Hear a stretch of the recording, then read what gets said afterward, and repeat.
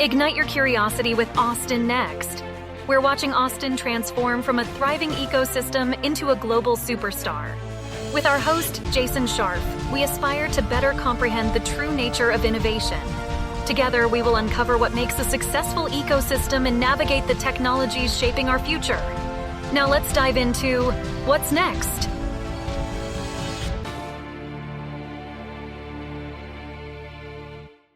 Today's podcast is sponsored by Austin Private Wealth, a registered investment advisor focused on fee-only financial planning and investment management. Their mission is to serve affluent clients with personalized financial advice, fostering a trusted relationship that will endure for generations to come. Austin Private Wealth is not just about managing wealth. They're about inspiring you to embrace a future filled with possibilities and helping you architect enduring legacies. Their core values of integrity, service, caring, excellence, and growth are at the heart of everything they do. Connect with them today at austinprivatewealth.com. Austin Private Wealth is a registered investment advisor. Advisory services are only offered to clients or prospective clients where Austin Private Wealth and its representatives are properly licensed or exempt from licensure. No advice may be rendered by Austin Private Wealth unless a client service agreement is in place. Investing involves risk and possible loss of principal capital. Please seek advice from a licensed professional.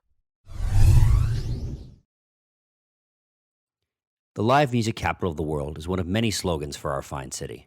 Music is just one of many forms of media that have been taking a hold in the region. This includes film, gaming, and yes, even podcasting. One fascinating collision between our growing media footprint and our technology hub is MediaTech. We continue our Austin sector deep dive series with Paul O'Brien, CEO of MediaTech Ventures. Silicon Valley technology and startup veteran, Paul O'Brien is affectionately known as SE O'Brien for his extensive past in the search industry. Today, as CEO and founder of MediaTech Ventures, O'Brien works in venture capital economic development through thought leadership, consulting, and startup development. More, he is a regional director of the Founder Institute, a mentor in Div Inc., Galvanize, and various other startup accelerators. Paul, welcome to Austin Next. Michael, Jason, it's great to talk to you guys. Welcome to town as well, as I understand it, and it's a real pleasure to be here. Looking forward to this conversation. I loved your brief perspective on MediaTech in Austin. So looking forward to sharing some thoughts on that and the history of this city and what's next as far as what we're doing in this part of the world. No, we're definitely excited. Let's start off with the big picture. How would you describe MediaTech? What is it? MediaTech refers to the fact that since man figured out how to communicate through a medium other than their voice, innovation and technology has always played a role. And so whether or not we're talking about publishing or film and video and television, whether or not we're talking about audio and music, podcasting and radio, whether or not we're talking about advertising, there's an implicit need to understand how the technology, software, machines play a role in how we communicate, how we convey information, and how people consume that. That far too often, I think people conceive of or consider media in the very narrow sense of just the content, just the material that we consume, right? The show that we watch or the content that we read on a blog post or a newspaper. And because we're a little bit more oriented to appreciating the content and understanding the content, people fail to grasp the challenges inherent in and the opportunities associated with better understanding how the technology changes that, how the technology enables us to do different things, to reach new audiences, to change markets, to transform the way we learn, to transform the way we are informed about what's going on in the world. And so we focus on the technology in what we do in MediaTech Ventures, and we encourage and teach as much as we conceivably can, everything with regard to what we consider 7 verticals of media that unfortunately most people think of media based on where they live in the country. We've noticed that people on the East Coast, for example, in New York, conceive of media as advertising, or they think of it as news. People in Los Angeles consider media the entertainment business. People in Silicon Valley think of media as social media.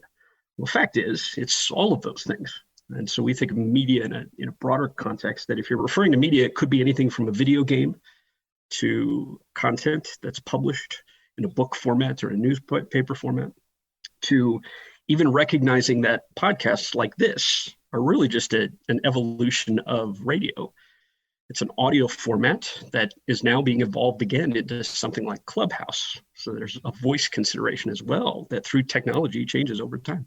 So who should we be thinking of in terms of the global leaders in this industry, given the, to your point, the variety of verticals? It includes, publishing, it includes advertising, social media. Is there people we should be thinking about as the forefront, or is it just the names we've been thinking about, the news organizations, Facebook, Spotify, et cetera? No, it's a great question, because there's certainly people that you should be conscious of, because in fact, we're constantly talking about these people in society, in culture, and in politics. We're constantly fixated on these people in particular, because it's these people that evolve society, that influence politics, that change our culture. People like Mark Zuckerberg, social media platforms, people like Rupert Murdoch, who are influencing politics and governments to change what's possible on the internet in order to ensure that their news media empire continues to remain dominant or significant or relevant or monetized. So knowing that these people exist, knowing that these people have the knowledge of the implication of this stuff, is almost more important than just knowing who they are or following what's going on with regard to news about them or what's going on in the politics. Knowing that Virgin Media is the company that gave rise and gave birth to now a technology that's bringing us into space is critical, right? Who is the person who did that? That person has much more influence than I think we appreciate in just thinking of them as a CEO or a founder or an executive or an investor. The fact is, these kinds of people understand the implication of the media industry at large. They understand what the technology does, and it has implications across every sector of our world, economy, governments, countries, and so forth. So it's critical to know who they are in a bigger context than just by name, in the same respect that it's important to know what Disney is and what Disney is actually doing. It's important to know what Spotify is and how Spotify actually works. It's important to know what Twitter is. Is Twitter really a terrible or influential social medium? Or is it actually a medium and a mechanism for free speech and communication and information transfer? It's a little bit of both, frankly, right? We really have to understand those things. Otherwise, the public falls victim to what we're told by the people that we think are leaders, by what government says we should believe, by what the news media says we should be informed about. If we don't understand the implication of how this technology is impacting us, if we don't understand what the people behind those technologies are aware of and know of and are working on, we don't really fully appreciate whether or not we're being led correctly or misinformed, whether or not we're victims of fake news, or whether or not we're being educated meaningfully and comprehensively. And so we believe one of the most important and critical pieces of our system of education now and for the future needs to be much more education about what's going on in media and the technology underlying it. So basically you're saying is one of the most important things out there, and we all have to be paying high attention to it. So no pressure on it whatsoever. And so from that, kind of taking it, a little more local, what's the history of MediaTech in Austin? How do we kind of fit into this? Because it's funny, you said, you talk about it meant advertising in New York. It meant Hollywood in LA. It meant social media in Silicon Valley. So what is it, what does it mean here? Well, so we built MediaTech Ventures because of Austin, to be frank. And for those of you listening that are familiar with how founders and entrepreneurs start things, the fact is we started this thing because we identified a problem. And that problem was not that Austin was in fact a leading media hub of the world, but that Austin misunderstood what it was doing with regard to media. That you pointed it out, Jason, when we started the conversation. Supposedly, Austin is the live music capital of the world. Supposedly. However, it's incredibly difficult to actually find live music going on outside of South by Southwest or Austin City limits. Most of the musicians in the city of Austin live below the poverty line, so clearly we're not supporting the music industry very well. And this city tends to make it very difficult for venues to be successful because city regulations and policies tend to make it a little onerous for live music or loud music and so forth. So we observed that and thought, that's really interesting. Why are we celebrating in this part of the world that we're the capital of the live music business? And yet arguably that's probably Nashville, or maybe it's even Honolulu, Hawaii, if you know how vibrant the music scene is there. There are a lot of other places where it's perhaps a little bit more substantial. And when we dug into that, we noticed that there were a tremendous number of video game companies here. And nobody was talking about that. Nobody was even aware of that. EA is here in a substantial way, for example. And we noticed that our news business was very aggressively moving into podcasting, like you guys are doing here. And we noticed that most of the early innovators in podcasting are actually based in Austin. Nobody knew that. Nobody was talking about that. So we had some conversations with the city. We had some conversation with the chambers. And we said, this is pretty interesting. Why are we celebrating something that isn't really accurate? And we're completely neglecting what's in fact true, what's in fact valid. And when you think about what a venture organization does or what an entrepreneur is trying to do, what we do in what's called venture capital economic development, we're trying to help startups, we're trying to help investors make more meaningful decisions. We're making a mistake. We're failing to educate our own community about the real opportunities and the real strengths and weaknesses with regard to Austin. That, in fact, no, we're not necessarily the live music capital of the world. However, we are incredibly substantial and meaningful and significant in many other forms of media and many other sectors of media. We need to expose that. We need to promote that. We need to make sure we're talking about that. So what have you seen in terms of the maturity since you started MediaTech Ventures? How is it growing? How is it, how is the narrative, I'll say, rather than changing, but expanding, right? Because I still expect with, things like South by Southwest and ACL that, live music is still an important point, but how are you helping to kind of bring these other components in and tell a, more accurate picture of what's on the ground that we can then boast about, right? Like we want to, hey, if we are building video game companies and we are having this kind of infrastructure, that's something that then can attract more talent and more capital and more companies. So it's actually changing in a more exciting way than I think even people realize yet. Also based on something that was unfortunate about Austin and Texas in a broader sense, that if you think back 25 years ago, 30 years ago, Austin had a vibrant tech community in the era of Dell and Texas Instruments and National Instruments and so forth.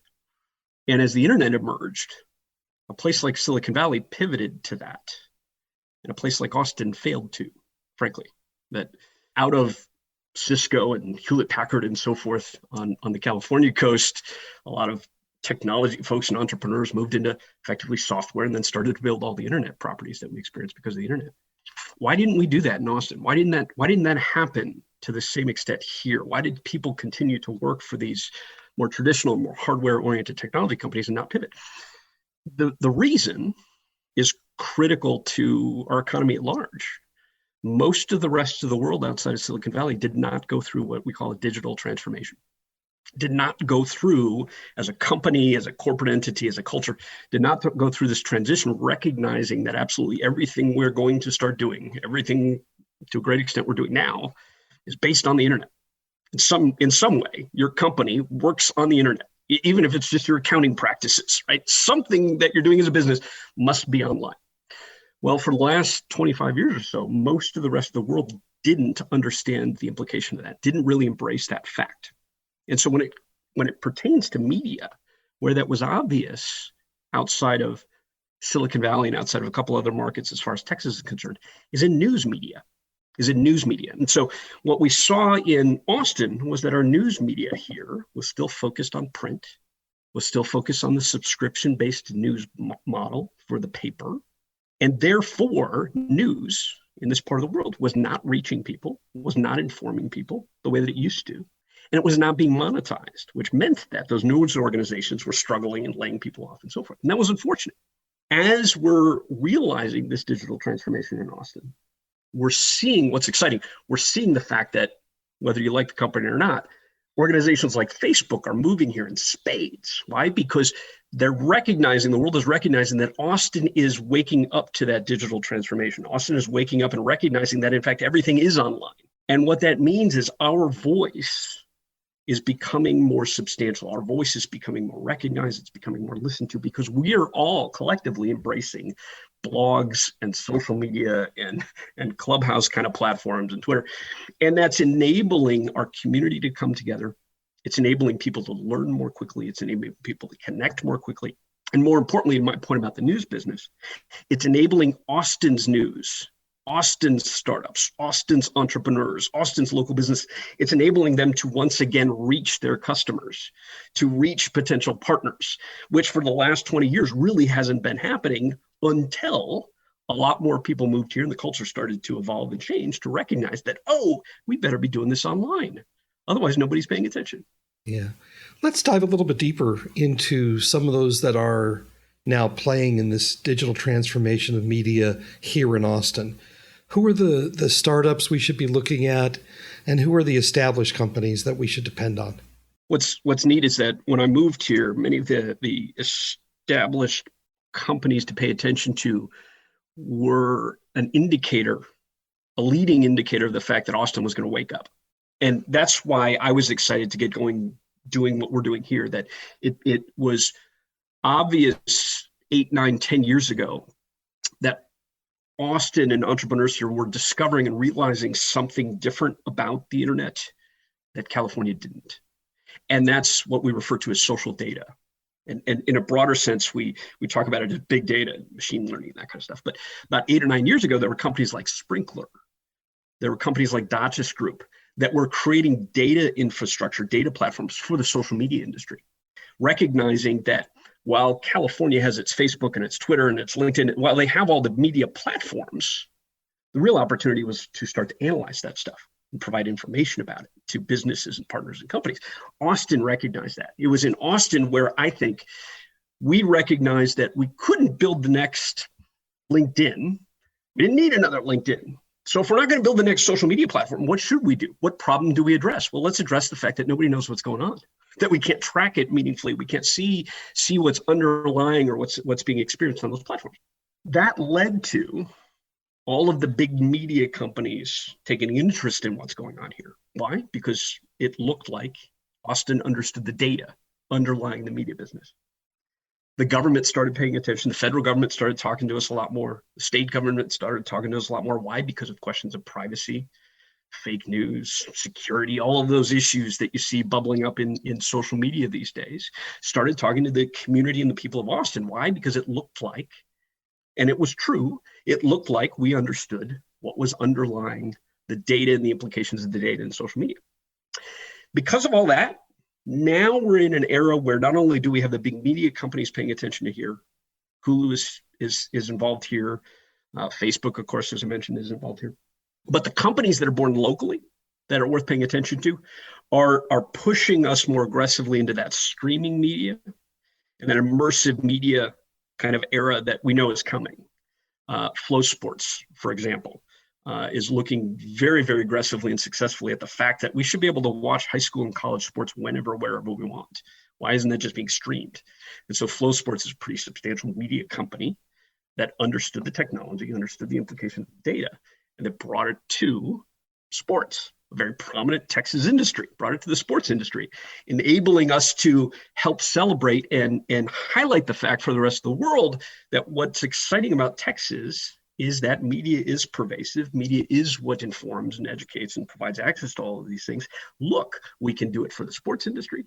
Look, we can do it for the healthcare industry. Look, we could do it in the energy industry, perhaps, right? And bring media to other sectors where California, New York, and other markets in the world really haven't done yet. Austin is a place where we're recognizing the fact that the traditional major media hubs aren't willing to disrupt themselves or don't want to disrupt themselves. And we're recognizing the fact that a place like Silicon Valley doesn't want to solve the problem of the film industry. It's not a film industry, it's a technology industry. And so Austin is looking at that opportunity and doing something about it in a very exciting way. So I had a quick question. I want to pull that thread that you kind of said about, we're pushing more into streaming and immersive, and something that I've seen in the news a bit more, and you may have to define for our audience, but this concept of the metaverse and how that's kind of becoming the next thing for kind of these kind of media platforms. And just, do you see Austin playing in that? I'm optimistic that Facebook's announcements just this week of the metaverse will actually have a pretty substantial presence here. I can't say that as of this date that we're recording this interview, but I'm pretty optimistic about it. And I'm optimistic about it because there are many other things in this part of the world that are looking at that sector and those implications. There are a lot of other companies that are considering it. But to answer the other part of the question, what is it? It's actually my favorite technology to explain to people, because I think the world gets too hyped up about things like blockchain and machine learning and AI and what are these crazy concepts. The metaverse is much more fun to appreciate. If you ever watched Star Trek: The Next Generation, they had the holodeck where they would go experience an entirely different world, and that's 100 years off in the future, perhaps. And I say perhaps because we're getting there very, very quickly. That's the metaverse, a completely fabricated, produced environment or experience in which you can participate. And we've had the metaverse already. We've had it to a great extent in video games. If you play Fortnite or Roblox or Minecraft, that is a metaverse. Right? You're building a different world. You're experiencing a different world. You're social networking there. You're making friends there. You're having conversations there. In the case of Fortnite, you're listening to a concert there or watching a movie there. Right? That's the metaverse. What Facebook, with their acquisition of Oculus VR headsets, with their acquisition of Oculus, their Alexa and Echo and Portal technology to control the home, Facebook is showing signs that they're very aggressively moving towards that more Star Trek-like experience, where you'll just be able to stand in a room or stand in your living room and be a part of a different world. Let's go back to one of those things that you mentioned before when we talked about what is now the I don't want to say traditional, but at least the best known Austin ads into the live music scene, ACL and South by. Clearly, South by Southwest is much more than a music festival today. The tech sector adopted it, 10, 12 years ago. Given that recent investment, how do you see South by Southwest evolving? I expect, and I hope in wonderfully great ways. And for the sake of everyone listening, that recent acquisition was by a company by the name of Penske Media Company, Penske Media Group, forgive me, which I'm sure almost no one has ever heard of. In the media business, there tend to always be holding companies and entities above entities. Google, for example, is owned by Alphabet, right? How many of us ever talk about Alphabet? Penske Media Group owns the Hollywood Reporter and Billboard magazine. So the acquisition of South by Southwest was made by a media company that owns a lot of traditional media in the entertainment business. And that's important because conferences, just like, conferences, let me make the point first. Conferences are recognizing and embracing that they have to be what we refer to as omni-media. They have to be present in every conceivable way. That for a conference to be meaningful, if I can't actually go to South by Southwest, if I can't actually sit in that conference hall, if I can't actually go to that breakout session, is there not some other way that I can connect? Is there not some other way that I can learn about what's being talked about? Is there not some other way that I can discover the announcements that are made there? And for your listeners, I mean, it may sound obvious that the answer is yes, that's true, because they can build a website and they can, stream. We've experienced they can stream those events. Well, what if I can't sit there for the live stream? What if I'm not online? Should those talks, should that information, should those thought leaders not be more accessible, more promoted, more exposed by way of industry magazines, by way of industry publications, by way of the award shows that take place in those other markets? And so Penske getting involved with South by Southwest hopefully should mean, to answer that part of the question, Michael, should mean that what we're going to see out of South by Southwest is a much more global, much more omni-media kind of experience, where social media becomes, South by Southwest becomes more of a pervasive media innovation identity that we're going to read about, we're going to learn about constantly throughout the year. As maybe there's a South by Southwest section in Hollywood Reporter, in the magazine, right? And that's critical. That's valuable for us in Austin. It's valuable for the South by Southwest conference, because what does that mean? It means the entire Los Angeles Hollywood film industry is going to have more exposure to all the stuff that's going on by way of what we do here in Austin, by what we do by way of that conference, and what the South by Southwest identity means for the economy, thanks to what was built here in Austin. You begin to talk about South by Southwest as more of an omnipresent, omni-channel kind of entity, if you will, and you describe it as more pervasive. How long do you think that's going to take until we really see those results? Whether or not South by Southwest actually achieves and becomes that for us, I don't think is the important question, because now you're getting into business and corporate decisions that they need to make about how aggressive they want to be about it, whether or not they want to be more open source like with the content. Are they going to continue to make everybody register and pay just to watch a keynote kind of thing? I can't answer that. Those are business decisions. I would encourage everybody to think about it from a different perspective, that the world is moving that direction, whether or not we want it to, that the world is moving to a direction in which all content is pervasive on every medium. That hence the word omnimedia, hence that idea of digital transformation. That we had a talk on MediaTech Ventures, one of MediaTech Ventures show. We had a talk with the CEO of CES, the Consumer Electronics Show, not too long ago, and they too are recognizing that people want to read in print, and people want to be able to watch this content, watch these talks, watch these releases whenever they can, wherever they can. And so really, if you think about it backwards, or you look at it backwards, the question is, does South by Southwest have a mobile app that always has content in it? Does South by Southwest have really, really active social media presence? Are they constantly on Facebook, or are they just promoting the conference on Facebook? Is South by Southwest doing talks on Clubhouse every day, right? Why not? Why not have a South by Southwest talk on Clubhouse absolutely every day? Bring a thought leader on and have a conversation about what's going on in the music business or the film business. They could, right? They absolutely could. If they don't, others will. Others are. That as your listeners should appreciate, as Austin should appreciate. The better question is not when and if South by Southwest will. The better question to appreciate and recognize is that it will happen. Do you want to participate in it or not? Are you going to be a part of that or not? Are you going to be looking for that or not? Because your listeners, right, are in other industries. Your listeners are other startup founders. They've got businesses of their own.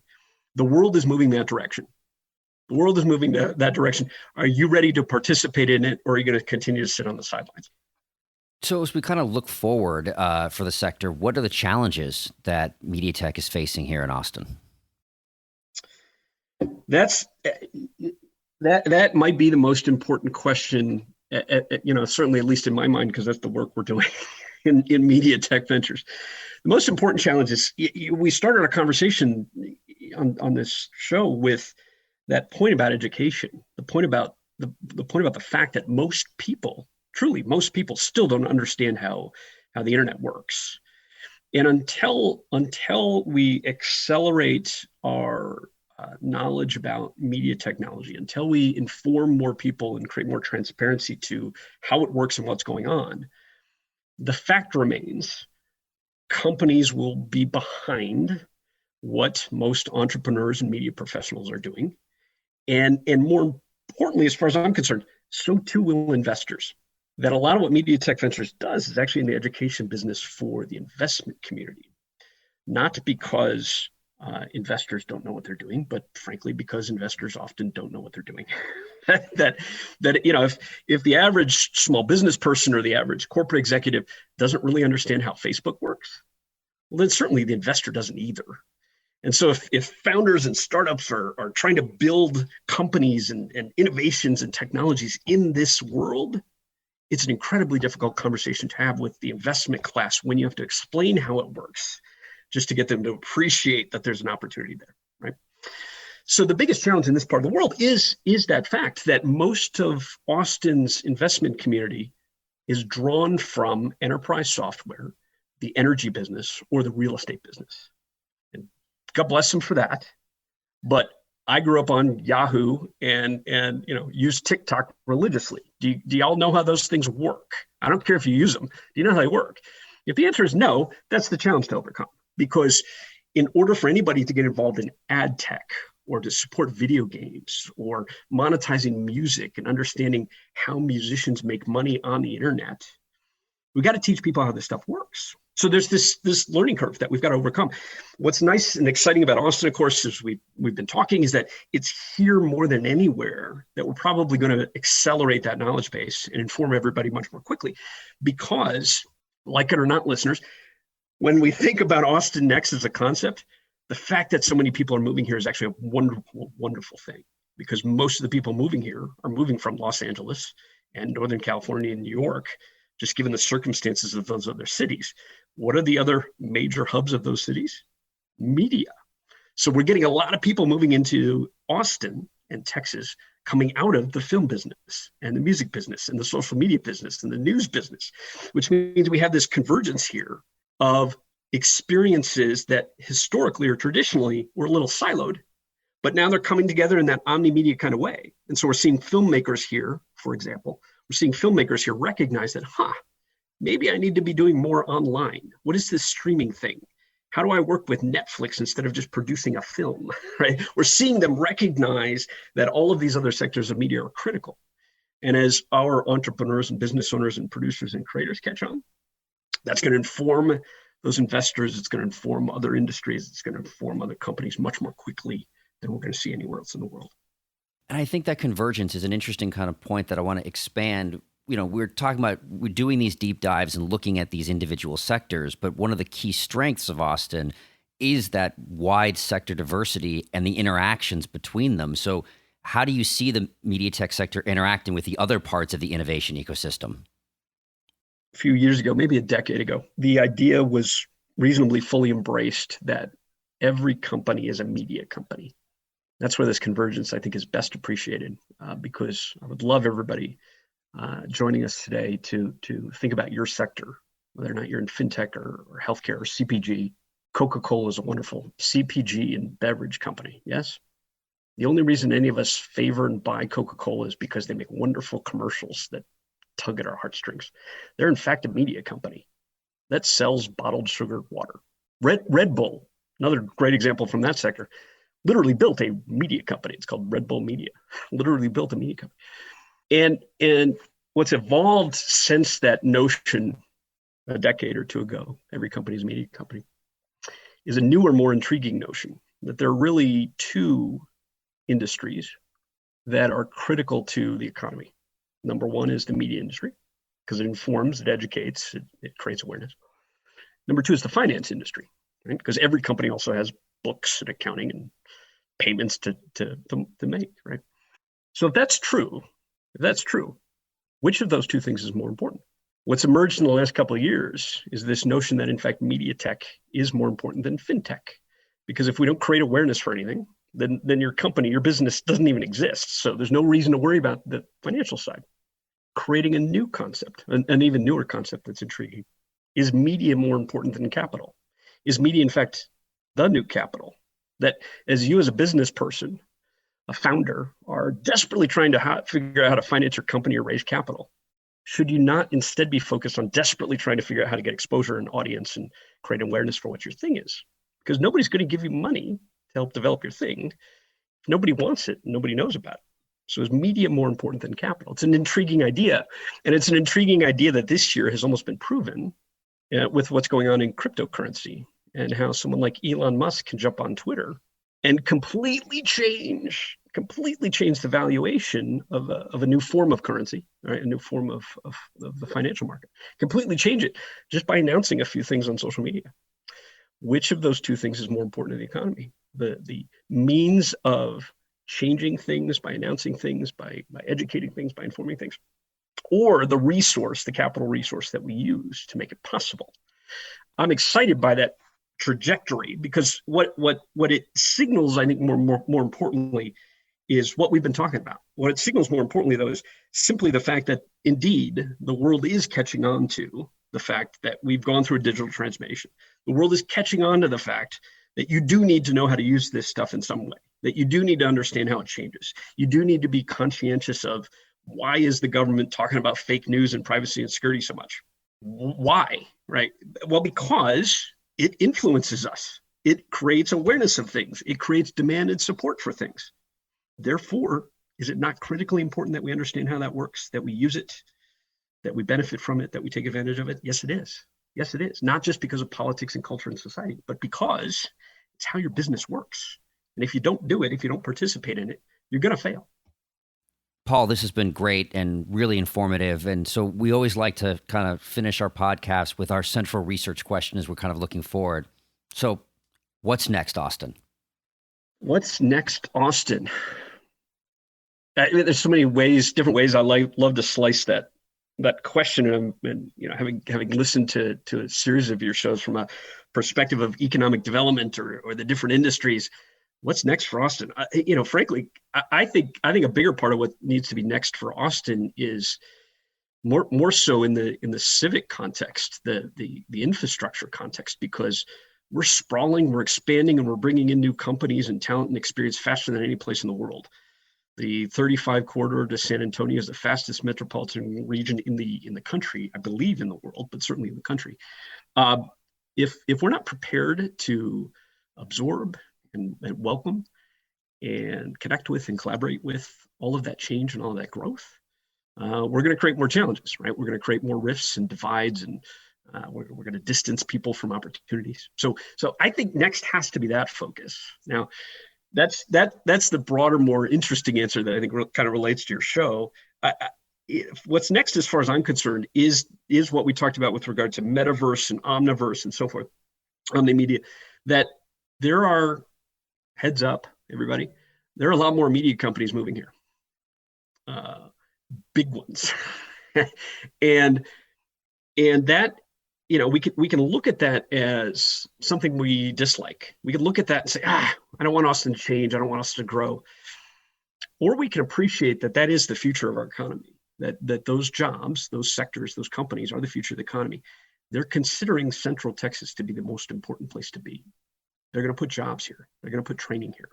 They're going to put resources here. They're going to have capital investments here. They're going to hire consultants and agencies, and that it's that transformation to being more that omni-media kind of sector of the economy and of the world here in Austin.